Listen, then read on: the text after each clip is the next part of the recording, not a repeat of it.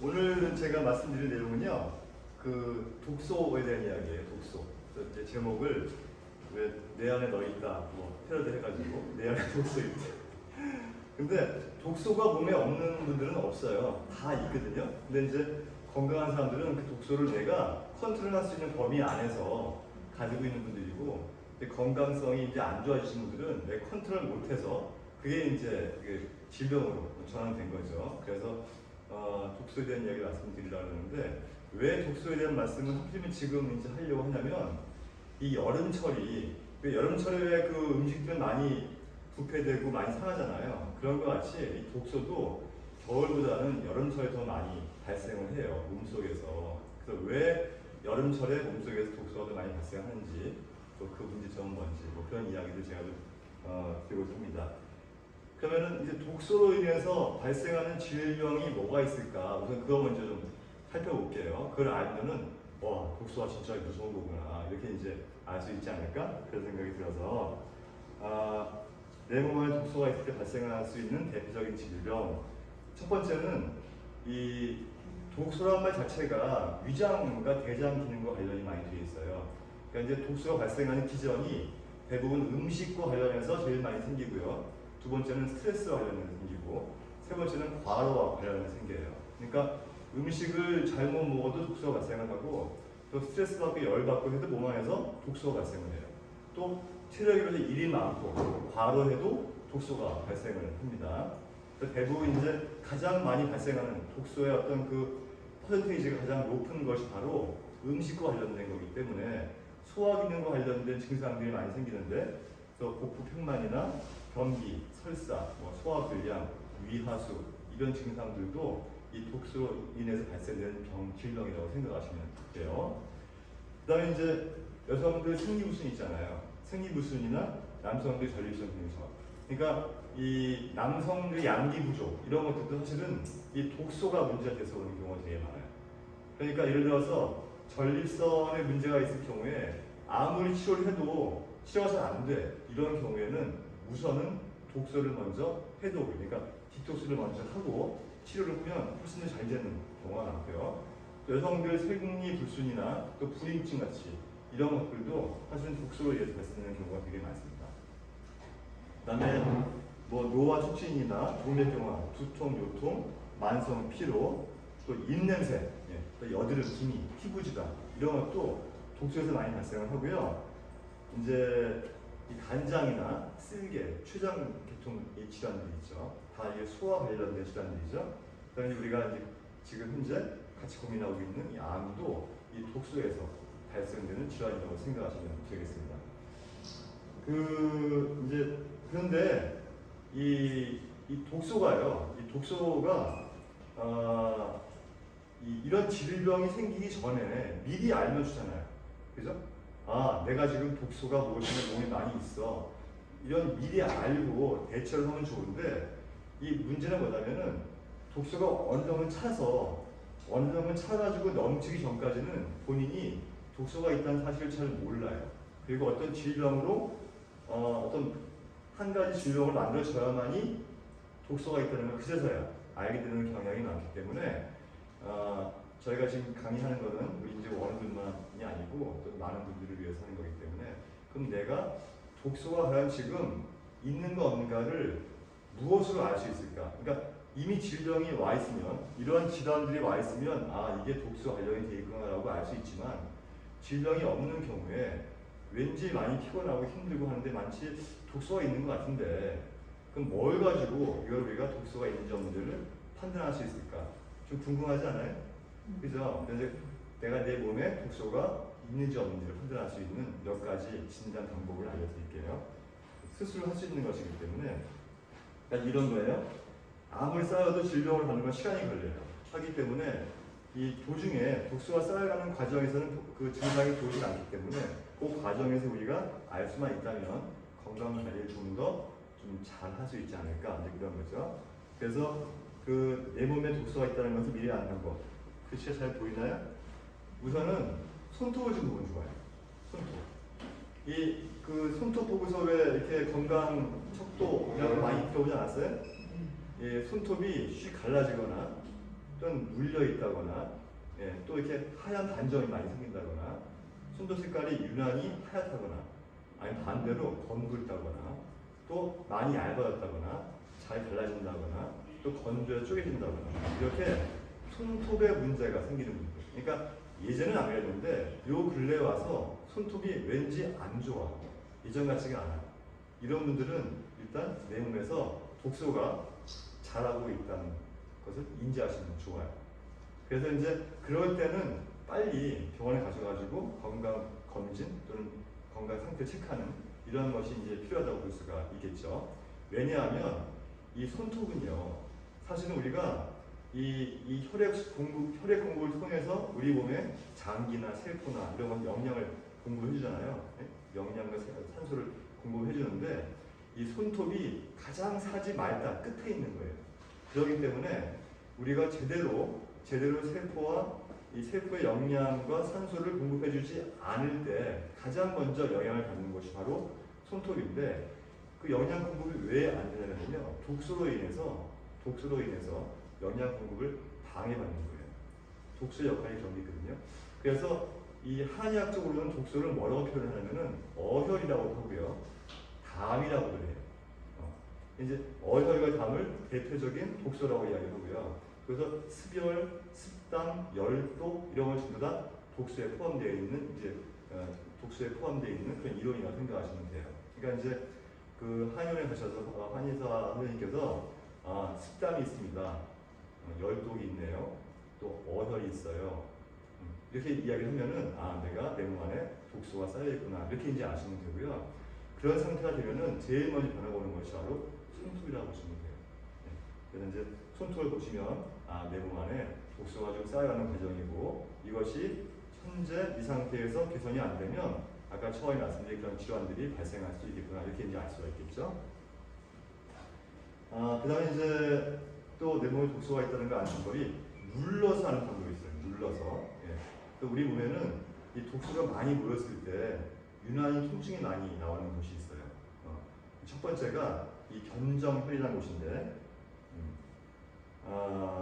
독소 반응성 견정혈이라는 곳인데, 견정혈은 어디냐면요, 이 목 끝선하고 어깨 끝선의 중간 여기 제일 높이 올라오시잖아요. 여기가 견정혈이에요. 여기를 한번 눌러보세요. 꼭 눌러오면은 그냥 시원하고 좋으신 분들은 괜찮은 거예요. 근데 누르면은 유난히 크게 아프신 분들이 있어. 이게 보통 우리가 과로할 때 있잖아요. 과로로 인해서 기운이 없고, 과로로 해서 기가 허해지고, 과로로 해서 기운이 떨어져서 이제 순환 장애가 일어나고, 그로 인해서 독소가 발생했을 때 이 바로 견정혈에서 통증이 많이 발생을 합니다. 그래서 보통 이제 과로할 때 여기가 제일 많이 아파져요. 그러니까 이제 우리가 안마하거나 이게 어머니 아버지 어깨 주물러줄 때 여기 많이 주물르지 않나요? 제일 많이 주물르는 데가 그런 거예요. 일 많이 하시는 분들한테 여기 많이 주물러주면 시원하죠. 근데 여기가 독소가 쌓이는 곳이에요. 그리고 이제 그래서 유난히 여기가 아프다 할 때는 그때는 내가 과로로 인해서 내 몸에 독소가 쌓이고 있는 과정이구나라고 생각을 하고 빨리 대책을 세워야겠죠. 그럼 이 부위가 과로로 인해서 독소가 쌓이는 부분이니까 이분은 일단 이를 줄여야겠죠. 그죠? 두 번째는 이 장문혈이라는 곳인데요. 장문혈은 아마 많이 안 들어봤을 거예요. 위치가 어디냐면은 이 옆구리 있죠, 옆구리에 갈비뼈의 제일 아랫부분. 보시면은 이 부분 있죠. 옆구리 쭉 내려가면 갈비뼈 제일 아랫부분 있잖아요. 여기 한번 세게 눌러보세요. 이렇게 세게 눌러보면은 그 유난히 아프신 분들이 있어. 이거는 어떨 때 독소가 쌓이는 곳이냐면은 과식하거나 평상시에 음식을 과식한 습관이 있거나 또 과음, 술을 많이 마시는 분들, 또 한 가지는 분노, 지속적으로 화를 많이 냈을 때 지속적으로. 그래서 이제 그러니까 이런 거죠.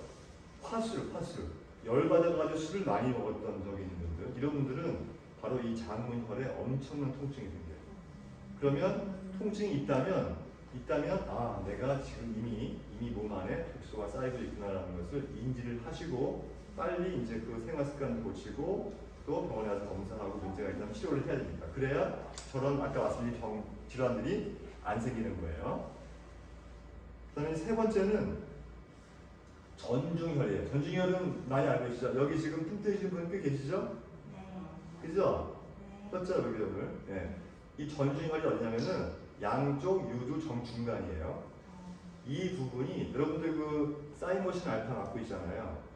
예, 흉성 물질, 이 사이모신 알파, 면역 물질. 그래도 여기 결국은 여기서 나오는 거거든요. 여기서 나오는 물질이란 말이에요. 근데 여기 이 전중혈이 이 아까 제가 이 장문혈은 이 열받고 화나고 할 때 이제 통증이 생긴다고 했는데 여기는요 근심 걱정, 생각이 많고 근심 많이 하고 걱정 많이 하면은 그것으로 인한 독소가 쌓이는 곳이 바로 이 가슴 부위라고 보시면 돼요. 그래서 여기 눌러보시면은 유난히 아프신 분들이 있어요.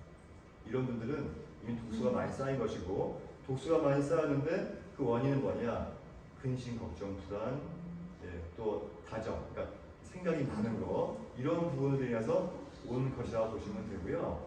근데 이게 전중혈 특징이 뭐냐면은 내가 스트레스나 이런 근심, 걱정으로 인해서 독소가 많이 쌓였는데 그런데 그것 진단할 수 있는 진단점이기도 하지만 이걸 계속해서 만져주고 눌러주잖아요. 이걸 풀어주는 자리가 치료해줘도 되기 때문에 근데 이게 이제 아까 장문도 그렇고 견정도 그렇고 많이 눌러주시면 독소가 쌓인 것을 어느 정도 풀어줄 수 있는 치료혈로 될 수가 있는 거예요. 그런데 더 중요한 거는 바로 원인이 이 견정이 아파서 아픈 것은 이제 과로 인해서 받는 독소고 여기 장문혈이 아픈 거는 열받고 음식 많이 먹고 급하게 먹고 많이 먹고 술 많이 마시고 해서 이제 만들어지는 것이고 이 전중은 근심 걱정 많이 하고 생각이 많아서 오는 것이기 때문에 이런 부분들이 먼저 근본적으로 생활 습관이나 환경이 바뀌어야 그 독소가 쌓일 수 있는 환경이 바뀌면서 더 좋아질 수 있겠죠. 네, 그런 부분 이제 잘 이해하시고 하시면 되겠어요. 근데 이제 그 아까 제가 하필이면 여름철에 왜 독소가 많이 쌓일까? 이제 여름철에 이제 이렇게 상식적으로 특별히 맞추면 중요한 이야기는 아니지만 상식적으로 제가 왜 하필이면 여름철에 독소가 많이 쌓일까? 이걸 좀 제가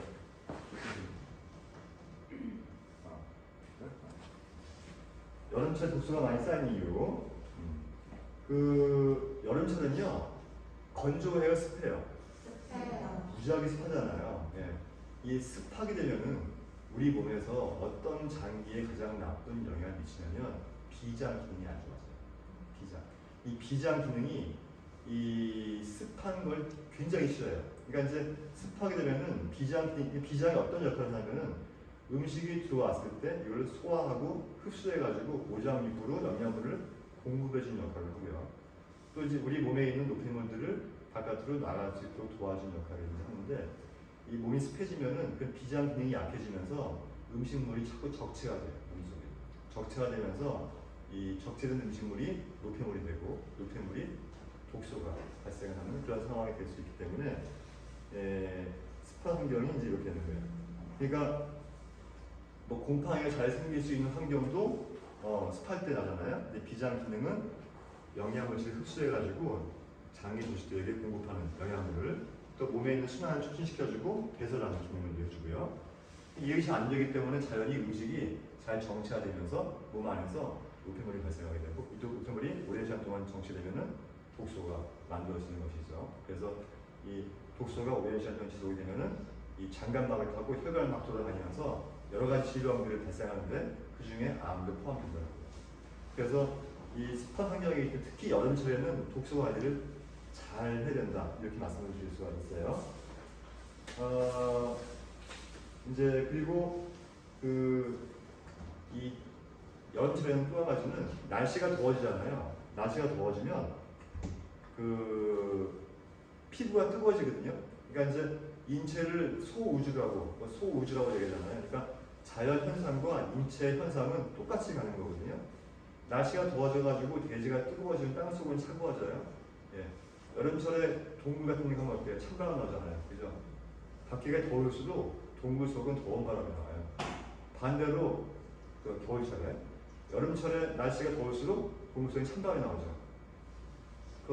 저기 뭐야 그런 기억이 있으시죠? 어디 여름철에 왜 휴가가 동굴 탐험했는데 찬바람이 나가 추워가지고 막 동굴 떨고 그것같이 대지가 뜨거워지면 땅속은 차가워지는 거예요. 반대로 우리 피부가 뜨거워질수록 장은 차가워져요. 장. 그래서 여름철에는 절대 차게 먹지 말라고 하는 거예요. 근데 여름철에 차게 먹을 일이 많잖아요. 그렇지 않은가요? 여름철에 많이 차게 먹다 보면은 피부가 뜨거워지고 상대적으로 차가워진 내장인데 그 속에서 또 찬 걸 먹게 되니까 장은 더 냉각이 되고 냉각이 되면은 모든 기능이 더 떨어지게 되는 거예요. 그러면 몸 안에서 독소가 발생할 수 있는 가능성이 더 높아진다는 거죠. 그래서 이제 또 한 가지는 또 그런 상황이 되면 이 독소가 많이 발생하면서 또 활성산소도 증가되고 이 활성산소로 인해서 독소가 더 많이 발생하게 된다. 이런 이야기를 여기 이제 저희가 써놓은 거예요. 그리고 또 한 가지는 여름철에 이 독소가 쉽게 생길 수 있는 이유가 여러분들 이제 우리들은 뭐 그렇게 하는 경우는 별로 없는데 일반인들은 야식을 많이 해요. 네. 여름철 날이 더우니까 아니 우리 병원에 야식하는 분 계세요? 아니죠. 그러니까 이 야식이 우리 몸에 독소를 만드는데 최고 공신이에요. 그러니까 제가 이 말씀을 드리려고. 그러니까 모든 국민들이 야식을 안 하면 병원 한 반은 망할 거야. 야식을 열심히 해주셔가지고 많은 병원들이 잘 되고 있는 거라 생각하시면 돼요. 야식이 그만큼 안 좋은 거야. 그런데 지금 어때요? 무슨 이치 뭐 해가지고 엄청 배달해서 먹잖아요. 요즘 전화 통화하면요 밤 1시 2시에도 음식들이 금방금방 집으로 오거든요. 야식을 진짜 많이 해요. 많이 하는데 또 밤에 날씨는 덥죠. 예? 그죠? 날이 길죠. 날씨는 덥죠. 그러니까 더우니까 잠도 안 오죠. 그러니까 밤새 먹어, 밤새. 근데 이제 밝을 때 낮에 먹는 음식은 우리가 활동을 통해서 이 음식을 어느 정도 소화시키고 흡수시킬 수 있는 그런 상황이 되는데 밤에 먹게 되면 밤에는 신진대사 기능이 떨어져요. 소화력도 떨어지고 이런 상태에서 음식을 먹고 나서 또 이거 소화시키지 않고 바로 자잖아요. 바로 자면 음식이 소화가 안 되고 다 장에 머물러 있어. 머물러 있다가 흡수가 안 되고 거기서 썩어요. 부패가 돼가지고 거기서 마구마구 독소가 나오게 됩니다. 이게 제일 문제인 거예요. 그래서 실제로 대사 관련 질환이나 암 관련 질환을 가지고 있는 분 중에서 대표적으로 가지고 있는 습관이 뭐가 있냐면 첫 번째는 분노하는 성격, 두 번째는 밤 늦게 뭘 자꾸 먹는 습관. 이 두 가지 가지고 있는 분들이 이런 질환들이 제일 많이 와요. 그래서 이런 부분들을 반드시 주의를 해야 된다. 그런지 야식이 우리 몸에 독소가 생길 수 있는 원인 중에 가장 크다고 그렇게 생각하시면 됩니다.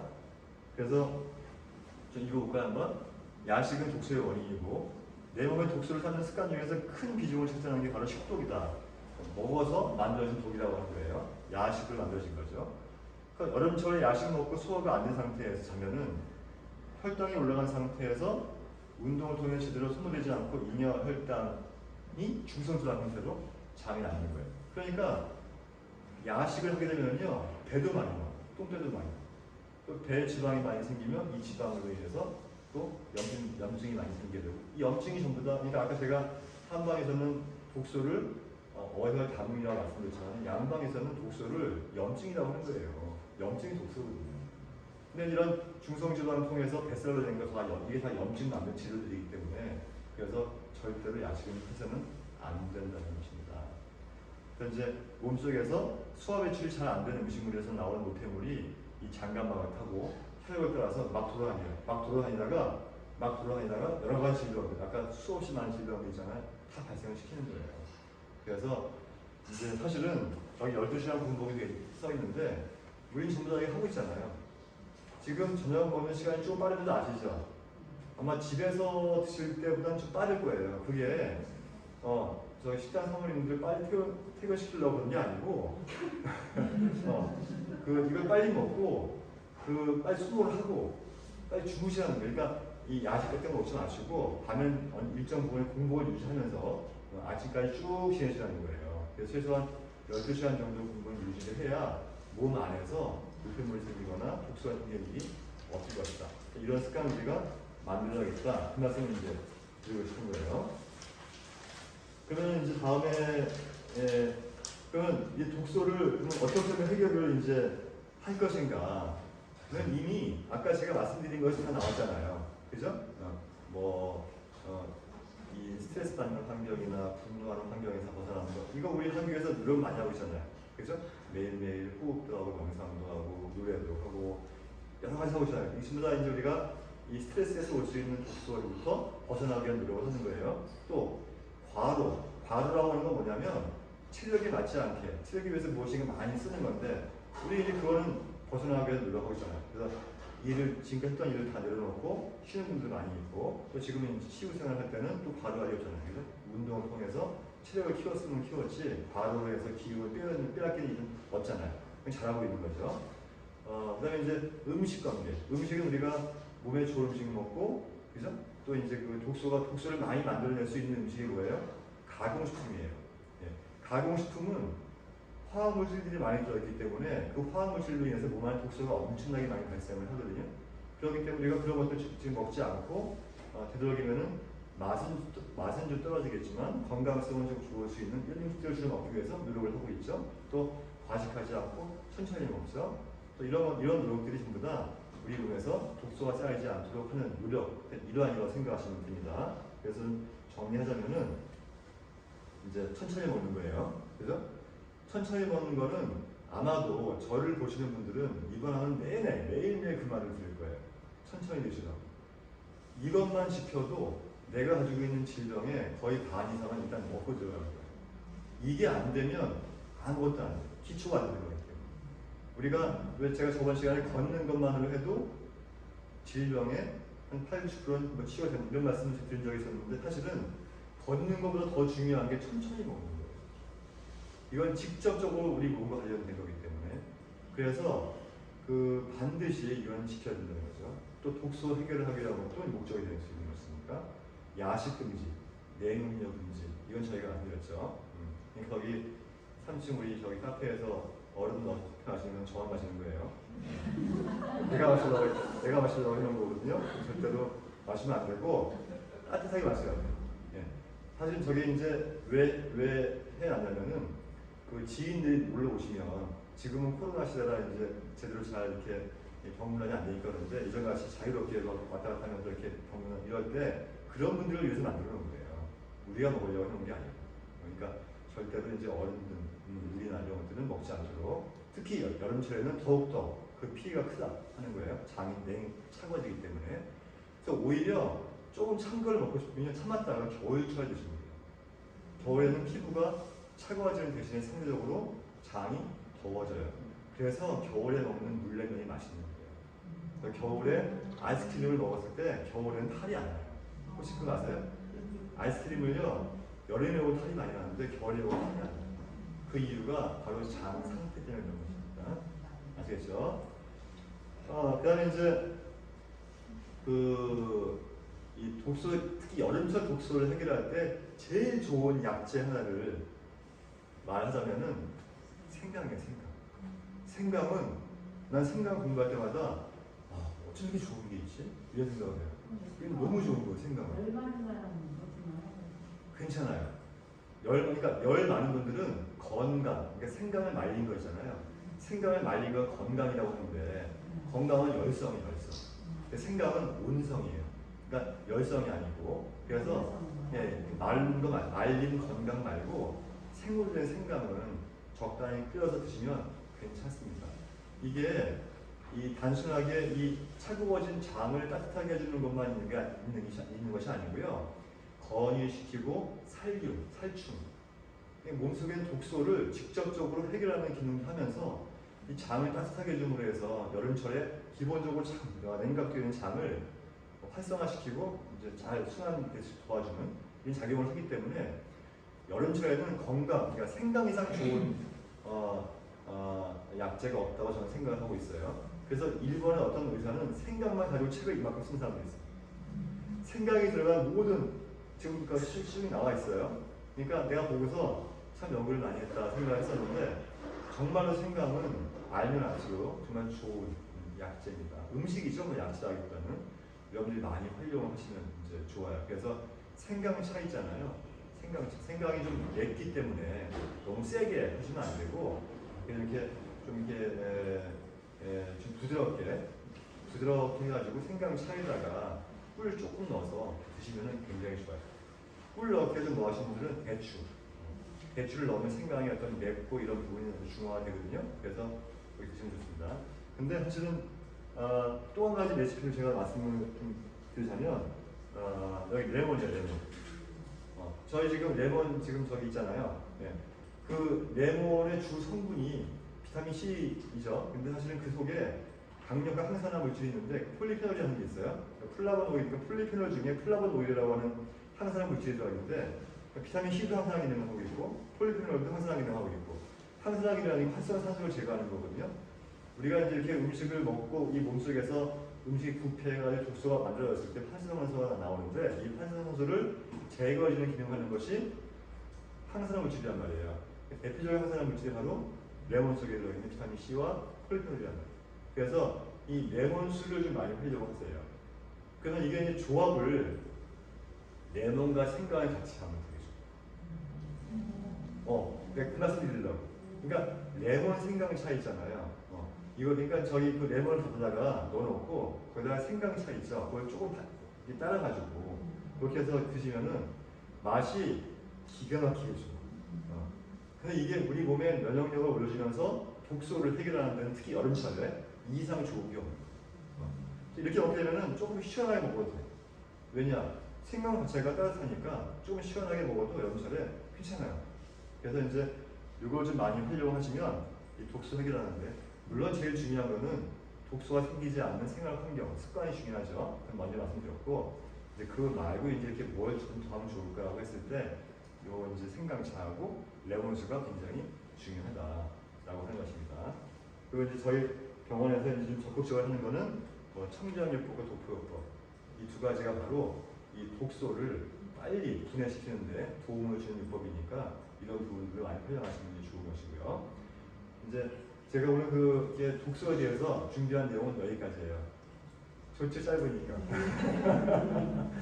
그런데 이 독소는 사실은 뭐 10번 강조해도 지나치지 않아요. 왜냐하면 우리 몸에서 발생할 수 있는 모든 질병들이 사실은 독소로부터 발생됐다고 보시면 되고요.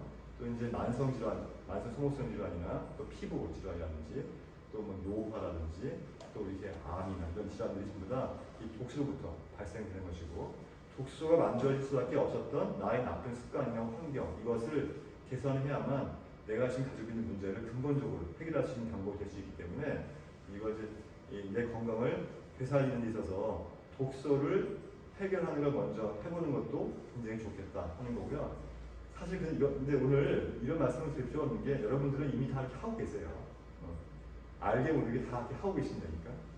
하고 계시는데 혹시라도 우리나라에서 이 독소 관리에 대해서 잘 모르시는 분이 계실까봐 이렇게 녹화를 해서 다른 분들한테 알려드리기 위해서 이왕이면은 같이 이야기를 하는 거예요. 또 우리는 이렇게 잘 하고 있으니까 이렇게 하는 대로 꾸준히 이렇게 해서 내 건강성을 올릴 수 있도록 하면 좋겠습니다. 마치겠습니다. 혹시 뭐 질문 하실 거 있으면 하세요. 이게 지금은 주제가 여름철이지만 겨울철로 바뀌었을 때는 여기서 어떻게 달라지는지 사실은 똑같아요. 똑같죠? 똑같은데 이제 그 중요도가 여름이 좀 더 크다. 보통 이 반지하방의 곰팡이가 여름철에 더 많이 생기잖아요. 부패가 되고 독소가 생기는 거는 겨울보다는 여름이 더 많이 발생하기 때문에 사람 몸도 겨울보다는 여름에 좀 더 많이 이 장 내에서 이렇게 독소가 더 많이 발생할 수 있는 시절이기 때문에 여름철에 좀 더 신경을 써야 된다 이거고요. 그 중요성은 계절 따라 뭐 특별하게 더 약해지고 그런 건 아니죠. 다만 이제 안 좋아질 수 있는 독소로 인해서 건강이 나빠질 수 있는 계절이 여름철이기 때문에 여름철에 유독 이런 말씀 많이 드립니다. 레몬수를 선생님이 이제 밤새 해먹서는 있다고 해가지고 날씨가 좀 더워지니까 냉장고에 넣어놓거든요. 그리고 차갑게 먹어도 되잖아요. 그러니까 마실 때는 내놨다가 한 김 나가서 한 김 나간 다음에 마시면 돼요. 거기 온도 차이가 냉장고에 넣으면 5도야 5도. 근데 꺼내가지고 이제 한 10분 내지 15분이잖아요. 이게 10도에서 11도까지 올라가요. 그 차이가 되게 크다니까. 그게 이제 냉수와 정수의 차이거든요. 그러니까 정수는 먹어야 되는데 냉수는 문제가 돼요. 그러니까 꺼내놨다가 한 30분만 있다가 마시면 딱 좋아. 10분만 있어도 막 균이 막 나오는 방송에서. 아, 그렇잖아. 레몬 자체가 방부 기능이 있어요. 그래서 그냥 일반 물이 상하는 속도하고 레몬수가 상하는 속도가 틀려요. 우리가 왜 그 소금 염장도 오래 보관하려고 하면 소금을 넣으면 또 오래 가고 소금도 방부 기능이거든요.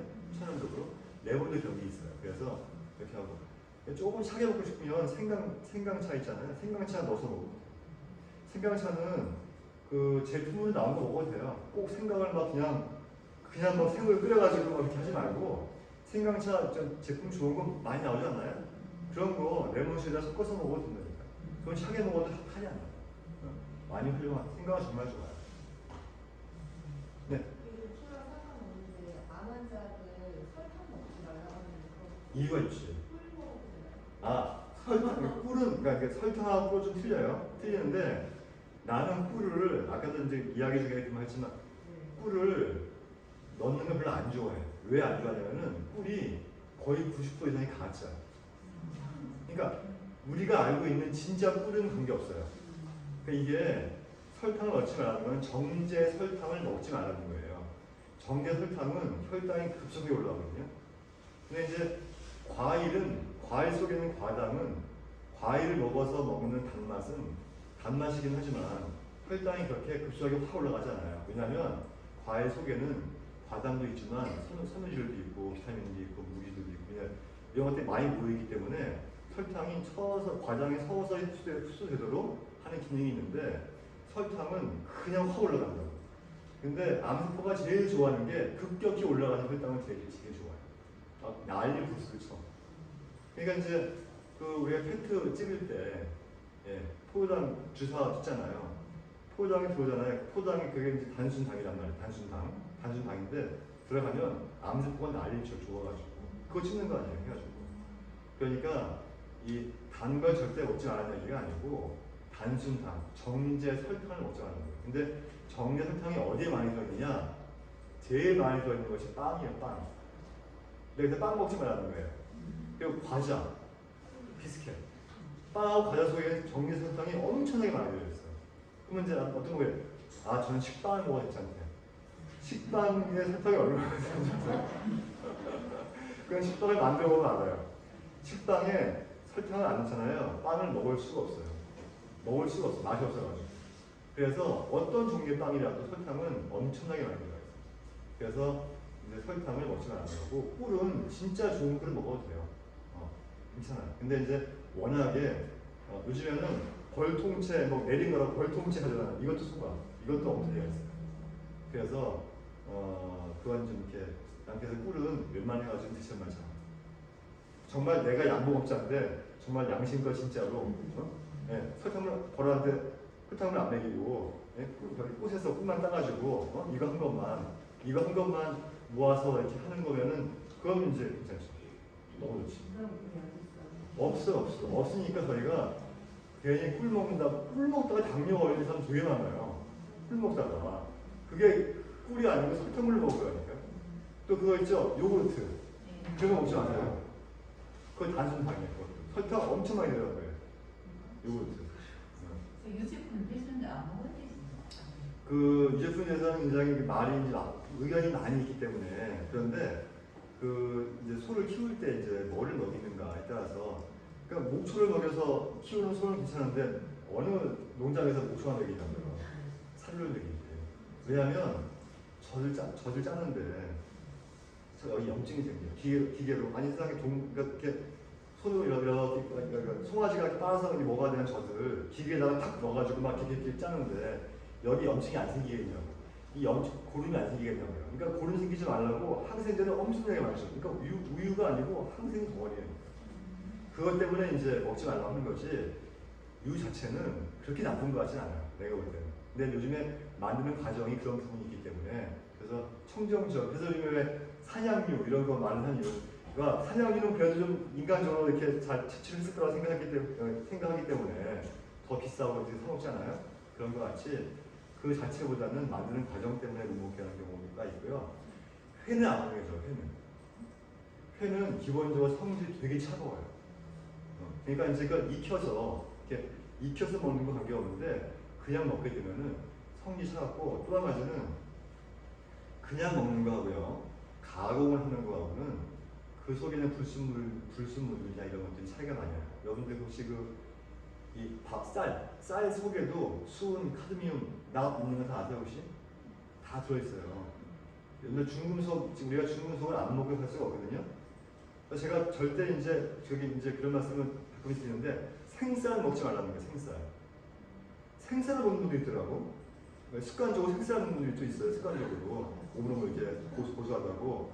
그런데 이 생쌀 속에는 온갖 종류의 중금속이 포함되어 있어요. 그런데 이거를 생쌀을 밥을 짓잖아요. 밥을 지으면 밥을 짓는 과정에서 웬만한 중금속이 다 나와요. 그래서 밥 속에는 0.0000, 뭐 평생 먹어도 문제가 안 될 정도의 미량만 나와요. 그래서 이제 문제가 없는 거예요. 그래서 지금 생선의 문제가 뭐냐면은 이 좀 큰 물고기들, 연어나 이런 물고기들은 거의 상위 후식지 아니에요? 그죠? 멸치가 좀 제일 작고, 플라톤이 제일 아래에 있고, 그 위가 멸치가 있을 거고, 그죠? 그 위가 멸치 잡아먹는 정어리가 있을 거고, 정어리 잡아먹는 뭐가 쭉 이렇게 먹이 사슬이 있잖아요. 위로 올라갈수록 이 육질에 그 수은이나 이런 그죠? 환경 호르몬이 많이 있다는 말 들어봤잖아요, 그죠? 그런데 회를 먹게 되면 또 가두리 양식장에서 항생제 엄청 뿌리는 거 알죠? 얘들이 그 좁은 데서 막 그냥 이렇게 막 사는데 비닐이 벗겨지고 상처 입고 하면은 그거 얼마나 안 좋아지겠어요? 그러니까 항생제를 엄청 많이 넣거든요. 그렇게 하지 말라고. 그런데 그러니까 그런 상황에서 이제 먹는단 말이에요. 먹는데 이 조리를 하게 되면은 아까 제가 생쌀하고 밥이 되는 것 같이 조리하는 과정에서 그런 부분들이 어느 정도 해소가 돼요. 근데 회를 먹게 되면은 생쌀 먹는 거 똑같은 거예요. 그대로 먹는 거예요. 그래서 이제 저한테 회 먹어도 되냐고 여쭤보는데 되게 물어보시는 분 되게 많아요. 그냥 안타깝지않아요. 너무 먹고 싶대. 그럼 제가 이제 조금만 드시라고 그러고 마는데 사실은 회는 맞지 않아요.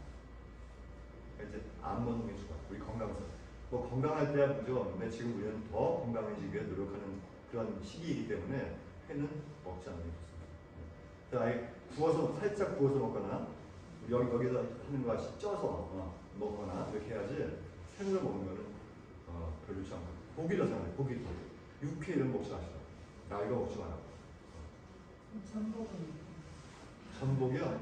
전복도 저희가 그냥 날로 먹지 말고 저기 쪄서 먹잖아요. 쪄서 저희 전복죽 같은 거 날로 먹지 마시라고. 그게 날로 먹어서 좋은 거는 채소. 전복 먹어야 하는데 먹지 말아요. 드세요. 전복 얼마나 좋은데? 아니 날로 안만 잡으려고. 아이 날로 먹지 말라니까. 괜찮아. 전복죽을 누가 먹는데? 전복죽 저기 다 전부 다 수술 후에 암 수술하고 나서 막 기름서 먹잖아. 전복 되게 좋은 식품 맞는데 거기 이제 뭐 아르기닌이나 그 이외에 시트린 해가지고 우리 몸에 필요한 여러 아미노산 영양소들이 엄청나게 많거든요. 되게 좋아요. 아연도 많이 들어있고 되게 좋은데 문제는 생으로 먹지 마시라. 득보다 실이 많을 수가 있다. 또 질문 있습니까?